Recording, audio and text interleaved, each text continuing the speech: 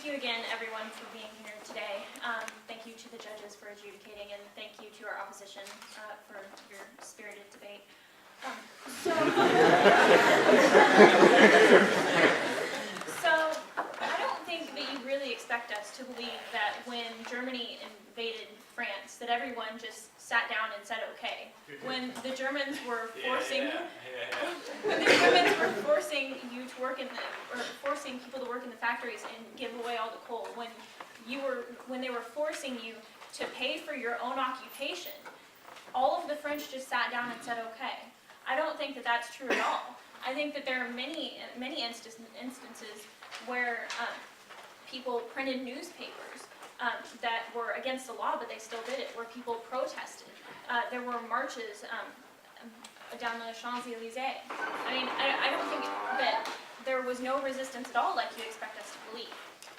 And so that's why there was a French resistance, and that it was effective. It wasn't just jumping on the bandwagon at the last second when it was obvious that there was going to be a victory. And as was pointed out in the last speech, de Gaulle insisted that they go to France. Like, the French resistance was the reason, or that they go to Paris. The French resistance was the reason that they went to France and Paris, and instead of going directly to the Eastern Front. I mean, I think this is extremely important.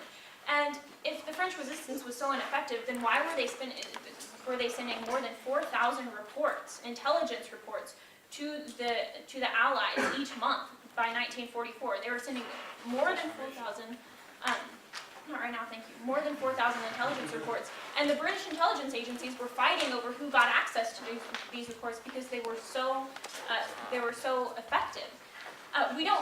They didn't have Google Earth in those days. We couldn't fly a satellite over them and figure out where the Atlantic Wall was. We couldn't figure out where the troops were. We had to have someone on the ground, and the most effective way to have that was the French resistance, who were distributing these reports. Information? Go ahead. Isn't it true that most of the intelligence regarding this operation come from photos taken by planes from the Brits and the Americans? I don't think most of that information did come from them. They were, like I said before, they were sending more than 4,000 reports a month. I mean, there was something in those reports that was extremely important. Besides that, there was the sabotage. Why would the British intelligence agencies be fighting over these reports if it was just redundant information that British spy planes already had? I mean, that doesn't make any sense.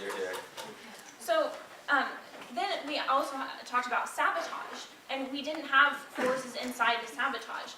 Without the French resistance, the German forces would have been able to make their way from the places that they actually were at, where they thought the D-Day or the Normandy invasion was going to happen, down to Normandy. And if they had that, even a few more forces there, D-Day wouldn't have been successful.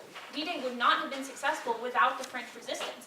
And if you want to point out that, like, D-Day couldn't have happened without soldiers, of course it wouldn't have. But American soldiers weren't the only people that were there that day.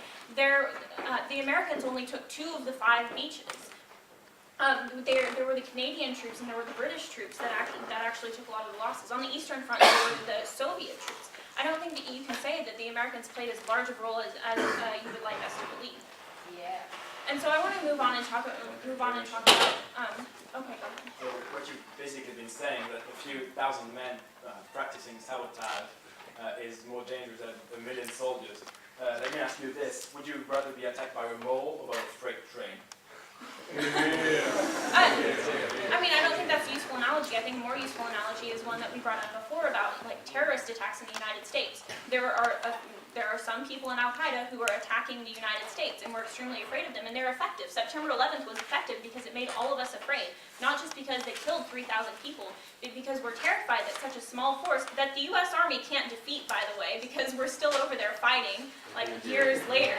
I mean, obviously a small force is effective. I don't think you can make I don't think you can make the argument that small forces aren't effective. They certainly are. They are effective against large armies, again, as was pointed out by the Al-Qaeda example.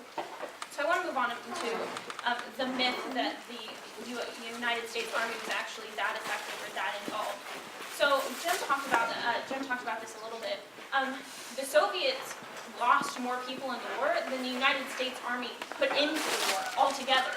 I mean, there are many people in the Soviet army that died.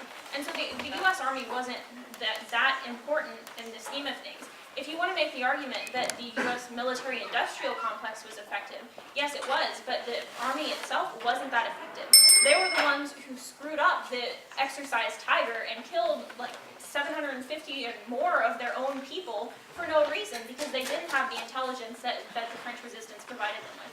The Army isn't as great as we would like to think it is. We like to tell people that it's great so that they'll be scared of it. But as we've shown, like, we're not very effective at winning wars here in the past few years. The French resistance was much more useful in the defeat because the fact is we couldn't get people inside, especially without the French resistance. The French resistance provided people with papers so that they could move around within Germany. They helped prisoners of war escape, and without that we would have lost many more people. Without that, we wouldn't have had intelligence from the inside that they provided or people that they helped provided.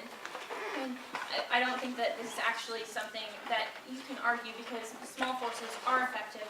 It was extremely important for the French resistance to be there during World War II, and without that, the war would not have been.